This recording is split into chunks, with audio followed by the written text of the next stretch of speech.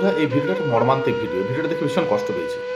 এই যারা জীবিকা নির্বাহ করে, কখন ডোরেমন টম জেরি সেজে এই যে কার্টুনের বোঝাগুলো পড়ে প্রচণ্ড গরমের মধ্যে পোশাক লাগিয়ে মেলার মধ্যে দাঁড়িয়ে থাকে দুটো পয়সার জন্য, দুটো পেটের দায়। কিন্তু এই ছেলেটা হয়তো কোনো দোকানে এসেছিল, দোকানের অ্যাড করার জন্যই হোক বা এটা পড়ার জন্য কোনো দোকানের সামনে হোক, কিন্তু দোকানদার এত নিষ্ঠুর, যেভাবে লাথি মেরে তাড়িয়ে দিল, দেখে ভীষণ এই বুকে ধাক্কা লাগলো। এতটা কষ্ট পেলাম না ভিডিওটা দেখে, যে মানুষ এতটা নিষ্ঠুর হতে পারে। টাকার পায় দুটো একটু রোজগার করার জন্য, মেলাতে দাঁড়িয়ে থাকে ঘন্টার পর ঘন্টা, দেখবেন ডোরেমন সেজে। তার যে কি কষ্ট সেটা সে একমাত্র জানে। আর আমরা তো মজার সেলফি তুলি, এই ছবি তুলি, হ্যাঁ, কিন্তু তার মনের কথা কেউ বোঝে না।